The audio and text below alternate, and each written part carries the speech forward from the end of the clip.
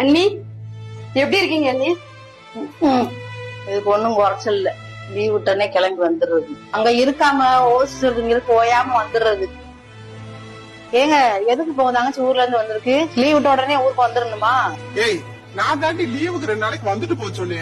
உங்களுக்கு ஆய் விடுறதே பெரிய விஷயமா இருக்கு, இதுல உங்க தங்கச்சிக்கு நாய் கூட்டிட்டு இருக்கணுமா? வாங்கப்பா அண்ணி, நான் ஊருக்கு கிளம்புறேன் அண்ணி. ஆமா, நீ வந்தனே ஊருக்கு கிளம்பி போயிருவ. உங்க அண்ணன் வந்து நீ சண்டை போடுறதுக்கா எங்க வந்தனே என் தங்கச்சியை விரட்டி விட்டுன்னு பேசுவா? இல்ல நீ அண்ணே உங்ககிட்ட சண்டை போட மாட்டாங்க. அண்ணே நான் ஊருக்கு கிளம்புறேன்னே. ஏமா வந்த உடனே கிளம்புறேன்ற?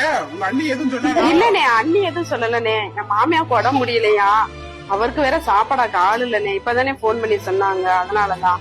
நான் ஏற்கனவே அண்ணிட்ட பேசிட்டேன். அண்ணி நாங்க ஒண்ணு இங்க சோத்துக்காக வரல, நீ சொந்தத்தை தேடிதான் நீ வந்தோம்.